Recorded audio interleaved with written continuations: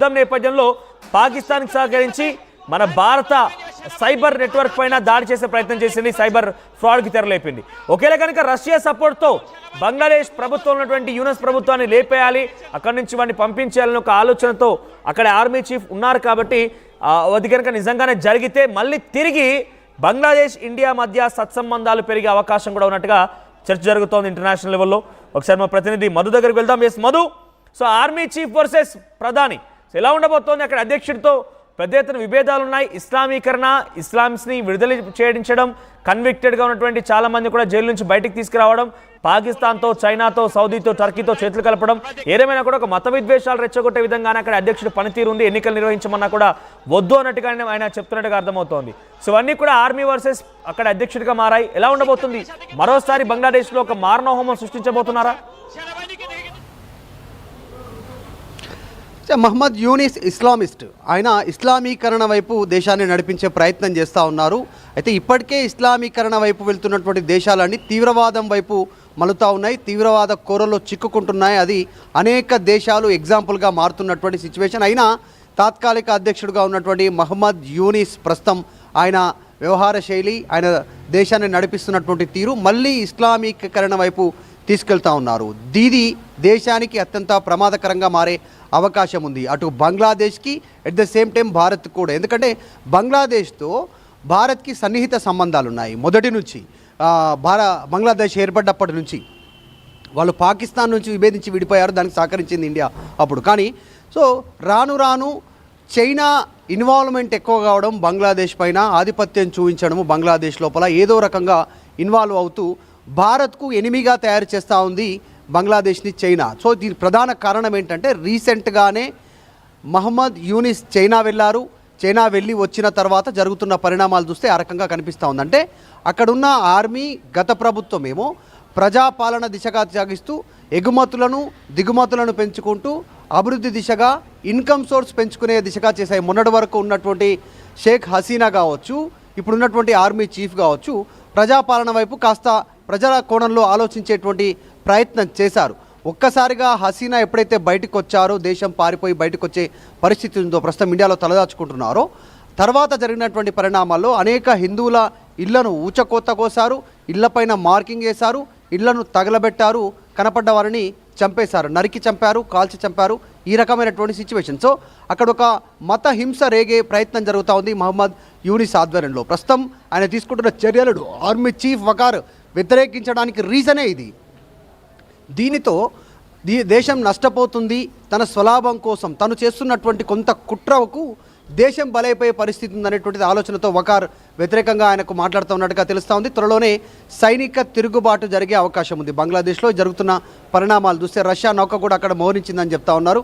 ఇంకా కొన్ని కీలకమైనటువంటి అప్డేట్ చూస్తే మహమ్మద్ యూనిస్ చైనా రీసెంట్గా ఆయన పర్యటించి బంగ్లాదేశ్ చేరుకున్న తర్వాత ఈశాన్య రాష్ట్రాలపైన మన దేశాలు ఏవైతే, మన దేశంలో ఉన్నటువంటి రాష్ట్రాలు, ఈశాన్య రాష్ట్రాలు ఏవైతే ఉన్నాయో వాటి గురించి ఒక వివాదాస్పదమైనటువంటి కామెంట్ మహమ్మద్ యూనిస్ చేశారు. అది చైనా నుంచి వచ్చిన తర్వాత చైనాకు లబ్ధి చేకూరేలాగా. ఎందుకు రీజన్ అంటే చైనాలో $2 బిలియన్ సంబంధించిన ఒప్పందం చేసుకొని వచ్చారు ఆ దేశంతో అప్పనంగా ఆ డబ్బులు పొందడానికి. సో ఇక్కడ మనతో ఒక పక్కలో బలంలాగా తయారయ్యే ప్రయత్నం చేస్తూ ఉంది బంగ్లాదేశ్. చైనా చెప్పు చేతుల్లోకి వెళ్ళే ప్రయత్నం చేస్తూ ఉంది. ఇదంతా చైనా ఆడిస్తున్నటువంటి నాటకం. అటు పాకిస్తాన్ ఒకవైపు, ఇటు బంగ్లాదేశ్. ఈ రకంగా గతంలో మనం చూసాం శ్రీలంక. సో ఈ శ్రీలంకలో కూడా పాగా వేసే ప్రయత్నం చేసింది చైనా సైనిక ఆర్మీ. తర్వాత ఇప్పుడు బంగ్లాదేశ్, పాకిస్తాన్, మళ్ళీ ఇప్పుడు బంగ్లాదేశ్ ద్వారా మనకు పక్కలో బలంలో మారే ప్రయత్నం చేస్తూ ఉన్నది. మొన్ననే కేంద్ర ప్రభుత్వం నరేంద్ర మోదీ కీలక నిర్ణయం తీసుకున్నారు. బంగ్లాదేశ్ నుంచి ఎగుమతి అయ్యేటువంటి వస్తువులు ఏవైతున్నాయో భారత్కి, వాటన్నిటిపైన నిర్ణయం తీసుకున్నారు. బై రోడ్ ఏదైతే వస్తూ ఉన్నారో రోడ్డు మార్గాన ఇటు పశ్చిమ బెంగాల్, తర్వాత ఈ అరుణాచల్ ప్రదేశ్, మయన్మార్, అస్సాం ఈ ప్రాంతం నుంచి ఏవైతే వస్తూ ఉన్నాయో వాటిపైన ఆంక్షలు విధించారు రాకుండా ఉండడానికి. అంటే బంగ్లాదేశ్కి సంబంధించిన ఆదాయం 45%, 45% భారత్ వల్లనే ఆదాయం వస్తూ ఉంది బంగ్లాదేశ్కి. ఒక్కసారి అది ఆపేయడంతో వారికి శ్వాస ఆగిపోయినటువంటి పరిస్థితి బంగ్లాదేశ్కి ఈరోజు భారత్ నిలుపుదల చేయడంతో. సరే ఫ్యూచర్లో ఇబ్బందికర పరిస్థితి ఉంటుంది. అందుకే చైనాతో $2 బిలియన్ ఒప్పందం చేసుకున్నారు. నెక్స్ట్ చైనా చెప్పు చేతుల్లోకి బంగ్లాదేశ్ వెళ్ళే పరిస్థితి ఉంది. ఇవన్నీ వ్యతిరేకిస్తూ ఉన్నారు అక్కడ ఉన్నటువంటి ఆర్మీ చీఫ్. ఆయనకు తెలియకుండానే భద్రతా సలహా మండలికి సంబంధించినటువంటి వ్యక్తిని ఏర్పాటు చేయడము, నియమించడము తాత్కాలిక ప్రభుత్వమైనా కూడా అక్కడ ప్రజాకోణంలో ఆర్మీ చీఫ్ వకర్ స్థానంలోకి ఇంకో కొత్త ఆర్మీ చీఫ్ రాబోతున్నారు. దానికోసం అమెరికా సపోర్ట్ కోసం కూడా బంగ్లాదేశ్ వెళ్ళింది. అంటే అంతటి స్థాయిలో లాబింగ్ జరుగుతోంది. యూనోస్ ఆయన ఏం చేయాలనుకున్నారంటే కమ్రుల్ హసన్ అనేటువంటి ఒక వ్యక్తిని ఆర్మీ చీఫ్గా నియమించాలనేటువంటి ఆలోచనతో ఉన్నారు. కాబట్టి వకార్ ఈ రకంగా ప్రయత్నం చేస్తున్న ఒక చర్చ కూడా ఉంది. అంటే తన పొజిషన్ని కాపాడుకోవడం కోసం ఆర్మీ మొత్తాన్ని కూడా యూనస్ వైపుగా తిరుగుబాటు చేసేందుకు ప్రయత్నం చేస్తున్నాడా, లేకుంటే పబ్లిక్ కూడా ఆర్మీకి సపోర్ట్గా ఉన్నది? అంటే పబ్లిక్ సపోర్ట్ ఎంత మేరకు ఉంది ఈ యూనస్ ప్రభుత్వాన్ని తొలగించడం కోసం వకార్కి? అంటే మహమ్మద్ యూనిస్ ఇస్లామిస్టు. ఆయన కాస్త ఆవేశపూరితమైనటువంటి ప్రసంగాలు చేస్తారు, రెచ్చగొట్టేలాంటి కొన్ని వ్యాఖ్యలు చేస్తారు. అందులో భాగంగానే షేక్ హసీనా పారిపోవాల్సినటువంటి పరిస్థితి. అక్కడున్న ప్రజలంతా కూడా యూనిస్ చేసినటువంటి వ్యాఖ్యలకు, ఇచ్చినటువంటి స్టేట్మెంట్లకు ఆగ్రహావేశాలతో బయటకు వచ్చారు, విధ్వంసం సృష్టించారు. ఒక వర్గం పైన, ముఖ్యంగా హిందువుల పైన దాడి చేసినటువంటి సిచ్యువేషన్ ఉంది. కానీ రాను రాను ప్రజలు రియలైజ్ అయ్యారు అక్కడ జరుగుతున్న పరిణామాలు. మొత్తం బంగ్లాదేశ్లో ఉత్పత్తి అయ్యేటువంటి వస్తువులన్నీ కూడా భారత్కి ఎగుమతి జరుగుతూ ఉంటాయి. వాటి నిలుపుదల ఆగిపోవడంతో వాటిని ఉత్పత్తి చేసేటువంటి వారు, వారి ద్వారా ఉపాధి పొందేటువంటి ప్రజలంతా కూడా ఆగ్రహం వ్యక్తం చేస్తూ ఉన్నారు ఇప్పుడున్నటువంటి మహమ్మద్ యూనిస్ ప్రధాని పైన. సో అప్పుడే ప్రజా వ్యతిరేకత చూరగొంటున్నారు అతి తక్కువ సమయంలోనే. త్వరలోనే బంగ్లాదేశ్లో కూడా తీవ్ర సంక్షోభం రానుంది దానికి సంబంధించి. సో దానిని తప్పించుకోవడానికి, ఏకచక్రాధిపత్యంగా ఉండడానికి వకార్ను తప్పించే ప్రయత్నం జరుగుతుండొచ్చు. దాంట్లో భాగంగానే భద్రతా సలహాకు సంబంధించినటువంటి ఒక వ్యక్తిని నియమించడము, మొత్తం చెప్పు చేతుల్లోకి తీసుకునేలాగా, చైనాకు అమ్ముడుపోయేలాగా కార్యక్రమాలు చేస్తున్నట్టుగా చాలా స్పష్టంగా కనిపిస్తూ ఉంది. మొత్తం ఈ రీసెంట్గా బంగ్లాదేశ్కి సంబంధించినటువంటి పరిణామాలు, వాళ్ళ మూమెంట్ గమనిస్తూ ఉంటే మహమ్మద్ యూనిస్ తీసుకుంటున్న చర్యలు, స్టేట్మెంట్సు, చైనాతో ఒప్పందాలు, నెక్స్ట్ ఏం చేయాలనుకుంటున్నారు, దేశంలో ఆ పరిస్థితులను గమనిస్తూ ఉంది, ప్రపంచం కూడా గమనిస్తూ ఉంది, అంతర్జాతీయంగా కూడా ఏం జరుగుతుంది అనేటువంటిది. ఎందుకంటే ఈ మానవతా కారిడార్ అనేటువంటిది కూడా చర్చకు వస్తూ ఉంది. మానవతా కారిడార్ అంటే ఏంటంటే రెండు దేశాలు ఒప్పుకోవాలి. ఇటు భారత్ ఒప్పుకోవాల్సి ఉంటుంది, బంగ్లాదేశ్ ఒప్పుకోవాల్సి ఉంటుంది.